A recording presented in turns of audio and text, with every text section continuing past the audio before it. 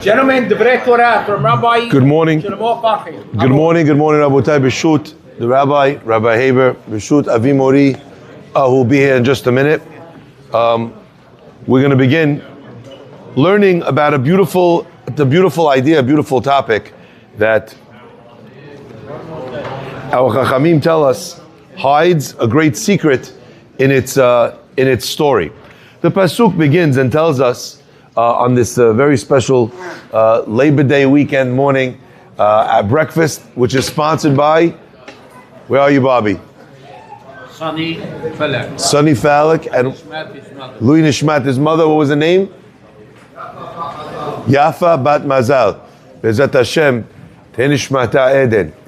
Okay, so I want to share with you a beautiful concept. The Pasuk tells us, Ki Tetze milchama al oivecha. When you go out to war against your enemy, Vishavita Shivyo, you're going to go and you're going to take the captives. And in the captives you find this woman, Eshet Yefator, a beautiful woman.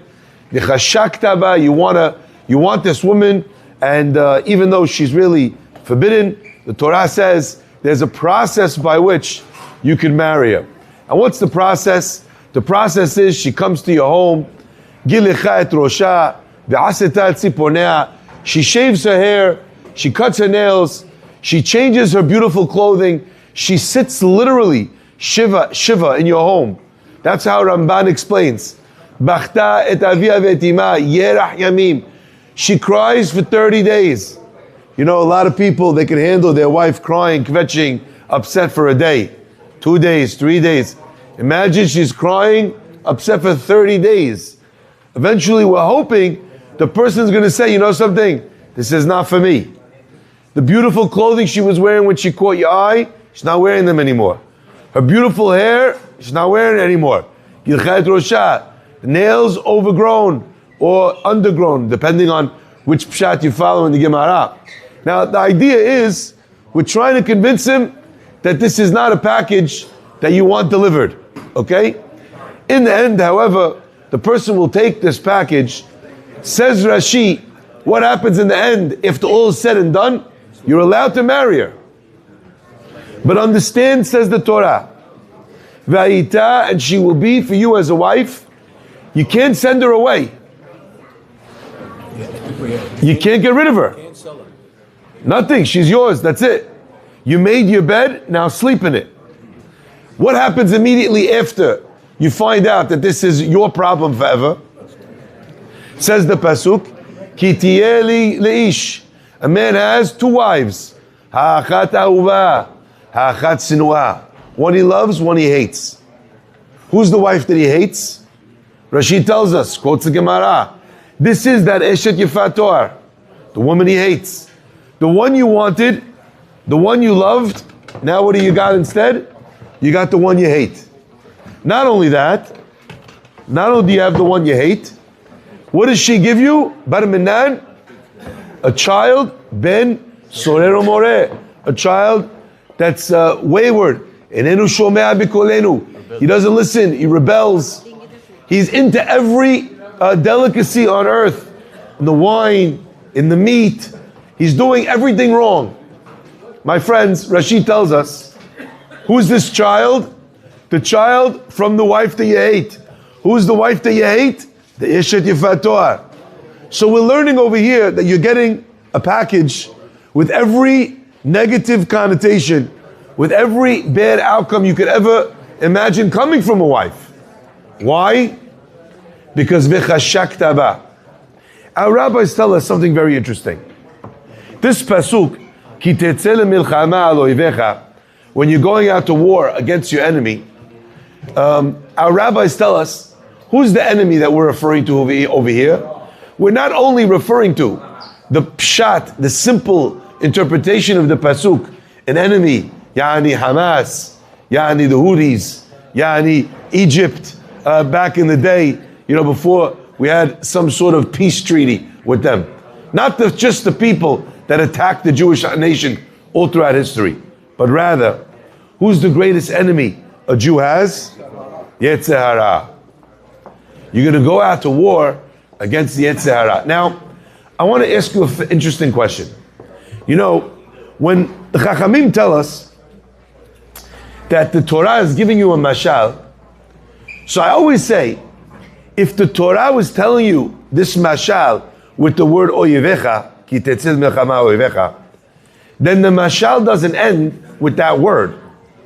Whatever the Torah is talking about needs to then fit back into the mashal, correct? So if we're telling you the enemy over here is not your physical enemy, it's your spiritual enemy, then the rest of the nimshal needs to fit as well. So what is this mashal telling you about? Well, if it's talking about the Yetzer Hara. So our rabbis explain that the Yetzer Hara, when he comes to you, what is he coming to you with? He doesn't come and tell you, I want you to go and do a sin that you have no enjoyment from. I'll give you an example. Again, I don't know about you, but there's a lot of averot in the Torah, difficult to withstand. We do them, not easy. You pass by a fantastic non-kosher restaurant. You smell it down the block. You want to eat, you're hungry. You say, you know something? NK, I'm going to keep walking. That's not easy, right? You smell that smell, keep walking. Imagine, as an example, you walk past a non-kosher restaurant and it smells like sewage. Is anyone going into that non-kosher restaurant? No. There's no desire. There's no ratzon. There's no interest. There's nothing that makes you want to do it. The only way you're going to eat non-kosher from a restaurant that smells terrible is if, as we say on Yom Kippur, we say Hatanu, Avinu, Pashanu. We have a lot of different averot. Hatanu is a sin which a person sins b'shogeg, kodarav. Avinu is a different kind of sin.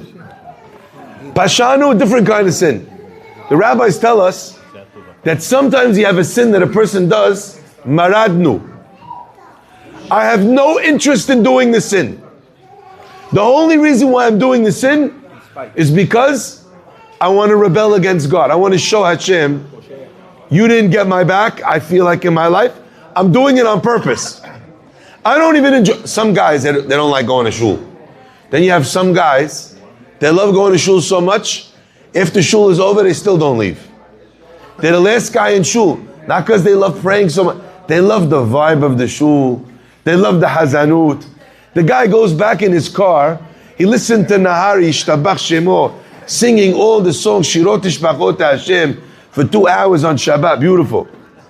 Right? But then, Moshe Shabbat, he gets in the car. What does he turn on? Kaltum. What does he turn on? Sabach Fakhri. What does he turn on? Farid El Atrash. He loves the music. He didn't love the prayers to the music. He loves the music. That guy, he gets angry, doesn't go to shul. Who's he punishing? Himself. He loves it. The guy loves it. Some sins we do because of desire. Rarely do we do sins because we want to get back at God. I heard once there was someone, after the Holocaust, they were suffering so much, they lost their whole family. They were very religious, but they were very angry. So they started eating taref. The rabbi sees the guy, he says, let me ask you, you're in shul in the morning, you're doing this, how can it be? You keep Shabbat, you come, you pray, you do every mitzvah, I see you learning Torah, you have your beard, you're going to eat taref, you can't get over the enjoyment of the taref. He says, Rabbi, when I go to the eat taref, he says, I'm not enjoying it, I'm crying. But I want to show Hashem I'm angry with him. We can never judge a person who suffers a loss of that magnitude. But for that reason, for that man, this was his maradnu. My friends, I want to explain what the pasuk is telling us then. The pasuk says, the Yetzer Hara comes along, and the Yetzer Hara, how does he get you? He gets you eshet yifat toar, a woman you can't take your eyes off of. V'chashakta ba, you desire it. I want to point something out. The word chashakta, the root of the word chashakta is cheshek, desire. You want it. But in the same word, chashakta, cheshek is the same letters as the word kashuah. Something which is very difficult, something which is very hard. In the beginning, it presents itself as cheshek. But in the end, what did the guy wind up with? He didn't wind up with what he wanted. He didn't wind up with a great wife. He wound up with a wife he hates. He wound up with children from her that are rebelling. They don't listen to a word he says. In the end, the child is kashuah. It's a very difficult, a very tough child. You know why? Because what you thought you wanted is the same letters as the word sin, chet, kuf, which is sachek, sechkan, sichakta ota. It presents itself as something, but it is not that thing. In the end, what is he left with? Something which is shachak, which is rubbed out, which is nothing. It's destroyed. In this cheshek is all of the steps. Something that presents itself as something else. You want it. It winds up being very difficult, and in the end, he don't even want the woman. He wants to throw her out. And the pasuk says, you can't get rid of her. My friends, that is the milchama of the Yetzer. For many years I wondered, how could it be that this is the machloket, the fight between you and your Yetzer hara? Rashi tells us, which war are we talking about? Milchemet harishut. A war that you have a right. Some wars as Jews, we have an obligation to be in. Some wars, we don't have an obligation. We're allowed to, if we want, yes. If we don't want, no. How could it be talking about the Yetzer hara and also be milchemet reshut? Do we have permission to not do this? No. En lecha reshut libatel mimena. So how could this be called a milchemet reshut? My friends, I want to give you an example. There was once a builder in Russia, and he hosts an international conference for contractors. Contractors from Poland, from Romania, from the Ukraine, from Germany, from Iraq, Iran, the whole world, the contractors from everywhere, including from your house, they came to this seminar. They're going to learn all of the ideas of contracting. Mazbut? Anyway, the contracting seminar is over. The guy who ran the whole seminar, he says the conference, he tells one of the guys, he says, Rabbi, you, come here. From Romania, come here. The guy from Romania says, me? He says, I want to tell you were paying close attention.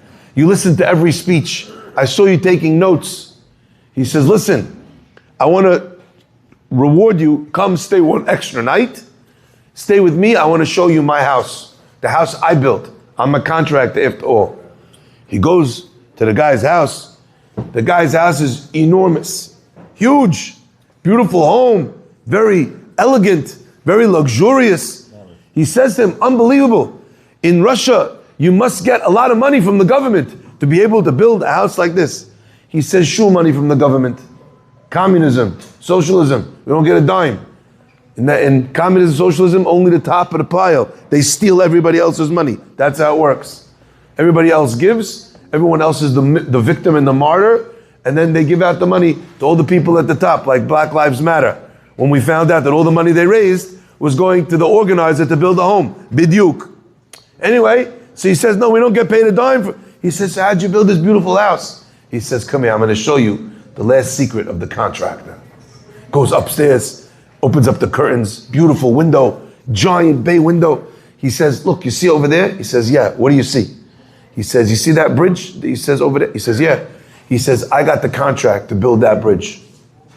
He says, and every day when they delivered cables, I took some cables. They delivered cement, I took some cement. They delivered wood, timber for the bridge, I took some wood.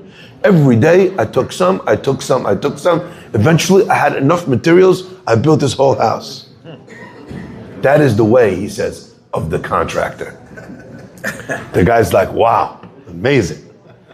The next year, they do move the conference. Who's going to host the conference? The star pupil, this contractor from Romania. You have everybody comes to at the end, what happens? Hakarat hatov.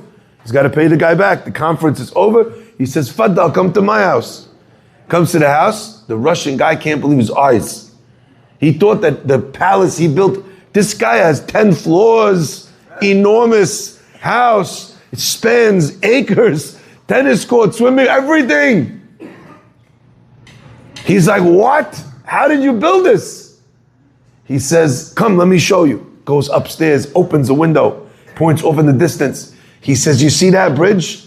He says, no, what bridge? He says, exactly.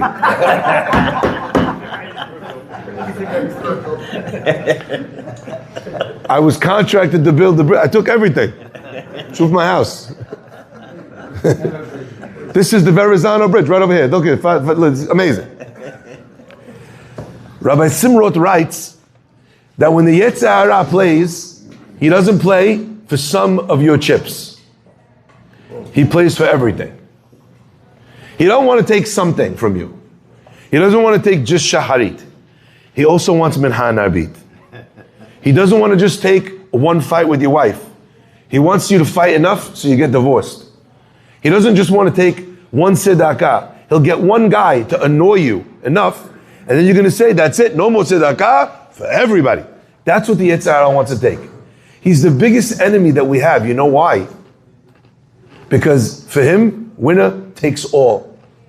And even when you beat him, you never beat him. Someone said right before, after what happened with the Houthis, right? They took out the whole cabinet. I'll tell you one thing about the terrorism. You can take out the cabinet. They just go right back to Home Depot. They buy another cabinet. That's how it works. Next man up. A lot of people willing to die in order to kill Jews. Very popular. So what happens? You win the war, you think. No, they just more. Cockroaches. Yetzer Hara is exactly like that. You think you won the war, but he never stops coming for you. Not only when you're young, not only when you're not so religious, you get a little bit more religious to think, oh, now he's going to leave me alone. No.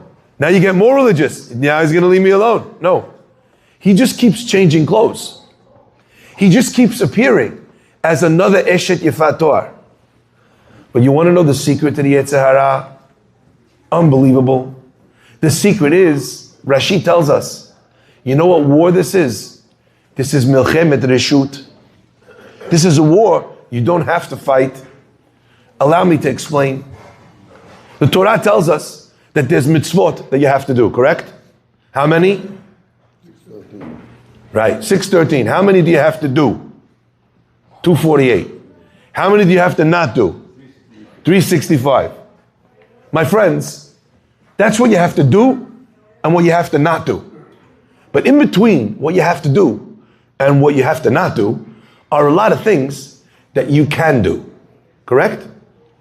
The Torah says, Kedoshim tihiyu, and our Chachamim tell us, Kadesh atzmecha b'mutar lach. Sanctify yourself. You know where you become Kadosh? Not only in the mitzvot, in doing what you do and not doing what you don't do, but in the areas where you're allowed to do. A lot of times a person doesn't realize that the battleground is in the reshut, in the areas where you're allowed to do. And you know why the Yetzer Hara is so good in the area of reshut? Because you look at him, you're like, oh, this is not a mitzvah. Yes, I'm good. This is not a avera. I'm allowed to do this. I'm within my rights to do this. Does there any say anywhere that I'm not allowed to drink wine? No, only if I'm a Nazir. I'm allowed to drink wine. So I have 1 cup. In fact, not only I have 1 cup, I'm allowed. I'm supposed to. I'm supposed to make a beracha. Beautiful. Now what happens? I get a better wine. What do? I make another beracha. Tov ha'metiv. Says the Yetzer Hara. Look what I found. A 3rd better wine. Hatov ha'metiv. Hatov ha'metiv. The guy's drinking wine from the morning until the night. You know what beracha we make on him after he drank that many cups of wine? Baruch Dayana Emet. The guy moots from what? From doing something he's allowed to do. The Yetzer Hara's greatest trick is in finding ways to attack you in things that you think are not a problem. And then what happens? And then he turns you into an alcoholic. I'm eating kosher food. What do you want from my life? But you became so obsessed with the kosher food that it's amazing. I always love this. You have anyone here ever go down to Miami for winter break? Anyone here ever do that? No. No? Everybody goes to me. Everybody. Anyway, there's only one, right? Only one guy who doesn't go. Yeah? Everybody goes. I want you to try and make a reservation for dinner. Impossible. You know why? Because everybody reserved breakfast, lunch, dinner, erev, avoker, saorayim, pa'amayim, b'chol yom. They reserved every restaurant for every meal. How long before? 2 months before. Wow. They made every reservation. That's how it works. You go to Miami, you can't eat. Everyone goes for the kosher restaurants that you can't get into. So what do? 2 months before. Can I ask you a question? How many mitzvot did you make a reservation for 2 months before? How many classes did you make a reservation for 2 months before? If you made one, I'll give you $1. I don't think I'm going to be out $1. What'd you reserve? I have a daily, a daily class. So that's not a reservation 2 months before. That's every day. Every day. So even high holiday seats, when do you book them? Now. It's not 2 months before. Unbelievable. It depends on the shul. Okay. Ashkenaz shul, a year in advance. As you're leaving Moshe Kippur, you sign up for next year. My friends, this level of preparedness, we become obsessed with the food. So my friends, that's the Yetzer Hara's game. He attacks us in reshut, in the things that you're allowed to do. And then you know what? You became such a foodie that when you pass a non-kosher restaurant and it smells so good, what do you tell yourself? I gotta go to this place. I'm the guy who reserves 2 months in advance. There's a place that has not only 1 Michelin star, 2 Michelin stars. He knows every Michelin star restaurant. He knows the name by heart. Like the Pasuk says, Moneh mispar lakochavim, ulam b'shemot yikra. He knows the name of every star, every Michelin star restaurant. Now he's passing by. It's a 3 Michelin star. That means you got to go out of your way to go to it. What am I going to do? I got to go. I'm going to have the fish. I'm going to have the salad. I'm going to go there. I'm just going to have a coffee just to sit there, bask in the glory of the stars given by a tire company. My friends, understand this. Once you're already a foodie, it becomes harder to turn down good food. Once you're already an alcoholic, it comes harder to not drink the wines that are not so kosher or not kosher at all. The Yetzer Hara doesn't have to fight you at all if he already won before the fight began. That's the Milchemet Reshut. And if a person fights over there, the Yetzer Hara has no option. Because there's no V'chashakta ba to begin with. A person doesn't fall in the trap at all. Hashem should bless us, Be'ezat Hashem, to have big, beautiful homes that are not stolen from bridges. Hashem should bless us, Be'ezat Hashem, to see the Yetzer Hara coming 1,000 miles away. Hashem should bless us to make preparations for Torah and mitzvot in the most beautiful way. And I want to bless you with a fantastic winter. We should be zochet to see each other, not only next summer in Deal, but l'shana haba'ah be'arad Yisrael b'nei chorin. Rabbi Chananya ben Akasha omer, Ratzah HaKadosh Baruch Hu Zkot Tzel, Fikach Irbal